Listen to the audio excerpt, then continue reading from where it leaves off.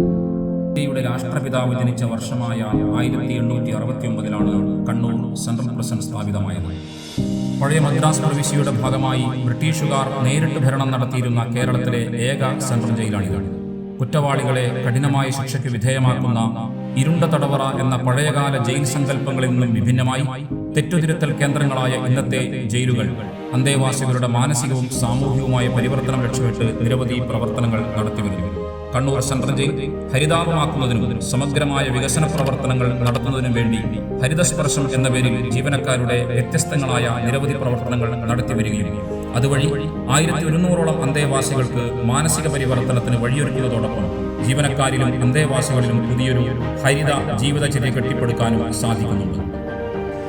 2 കുളങ്ങളും 22 കിണറുകളും 4500ഓളം മരങ്ങളുമുള്ള പൂർണ്ണമായും ഹരിതാഭമായ 92.31 ഏക്കർ വിസ്തൃതിയിൽ സ്ഥിതി ചെയ്യുന്ന ജയിലിൽ വംശനാശം വന്നുകൊണ്ടിരിക്കുന്ന അപൂർവ ഇനം വൃക്ഷങ്ങളെയും സസ്യങ്ങളെയും സംരക്ഷിക്കുകയും ആയവ പുതിയ തലമുറക്ക് പഠനവിധേയമാക്കുകയും ചെയ്യുക എന്ന മഹത്തായ ലക്ഷ്യത്തോടെ 2022 ഹരിത കേരള മിഷന്റെ സഹായത്തോടെ കണ്ണൂർ സെൻട്രൽ ജയിലിൽ സ്നേഹവനം എന്ന ട്രീ മ്യൂസിയത്തിന് തുടക്കം കുറിച്ചു. 40 സെന്റ് സ്ഥലവിസ്തൃതിയിലുള്ള ഈ പച്ചത്തുരുത്തിൽ 70ഓളം അപൂർവ ഇനം സസ്യങ്ങളും അവയുമായി ബന്ധപ്പെട്ട മറ്റു ജീവജാലങ്ങളുമായി സമ്പന്നമാണ്. കേരളത്തിന് അകത്തും പുറത്തുമുള്ള അപൂർവ ഇന സസ്യങ്ങളെല്ലാം തന്നെ പച്ചത്തുരുത്തിലേക്ക് എത്തിക്കാനുള്ള പ്രവർത്തനങ്ങൾ ഇപ്പോൾ നടന്നുവരുന്നു. പച്ചത്തുരുത്തിന്റെ ജൈവവേലിയായി കൈതച്ചക്കച്ചെടികളും കുറ്റിമുള തൈകളും ആണ് ഉപയോഗിച്ചിരിക്കുന്നത്. ജയിലിൽ തന്നെയുള്ള ജൈവവളമാണ് സസ്യങ്ങൾക്ക് നൽകുന്നത്. പരിപാലിക്കുന്നത് ജയിൽ അന്തേവാസികൾ തന്നെയാണ്. എല്ലാ സസ്യങ്ങൾക്കും അവയുടെ പൊതുനാമവും ശാസ്ത്രീയ നാമവും മറ്റു പ്രാദേശിക നാമങ്ങളും അടങ്ങുന്ന ബോർഡ് ബയോഡൈവേഴ്സിറ്റി ബോർഡ് അംഗങ്ങൾ ഉൾപ്പെട്ട വിദഗ്ധ സമിതിയുടെ സഹായത്തോടുകൂടി സ്ഥാപിച്ചിട്ടുണ്ട്. നിലവിലുള്ള ബോർഡുകളിൽ QR കോഡുകൾ നൽകിക്കൊണ്ട് സസ്യത്തെപ്പറ്റിയുള്ള മുഴുവൻ വിവരങ്ങളും ലഭ്യമാകുന്ന പ്രവർത്തനം അടുത്ത ഘട്ടമായി തീരുമാനിച്ചിട്ടുണ്ട്. പശ്ചിമഘട്ടത്തിലെ സ്ഥാനികവും അപൂർവവും വംശനാശ ഭീഷണി നേരിടുന്നതുമായ ഏകനായകം, മൂത്താശാരി, വെളുത്ത പൈൻ അഥവാ വെളുത്ത കുന്തിരിക്കം, കറുത്ത കുന്തിരിക്കം, ഉരുപ്പ് തുടങ്ങിയ നിരവധി സസ്യങ്ങൾ ഇവിടെയുണ്ട്.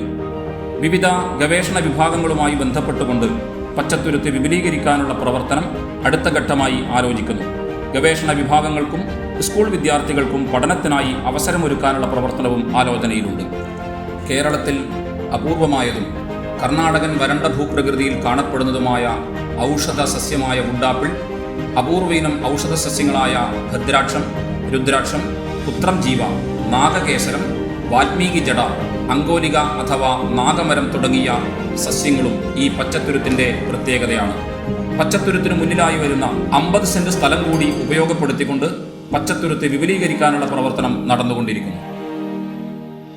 സുഗന്ധത്തിന് പേരുകേട്ട ഗന്ധരാജൻ, പവിഴമല്ലി, സർവസുഗന്ധി, കർപ്പൂരം തുടങ്ങിയ സസ്യങ്ങളും ഈ പച്ചത്തുരുത്തിന്റെ പ്രധാന ആകർഷണങ്ങളാണ്.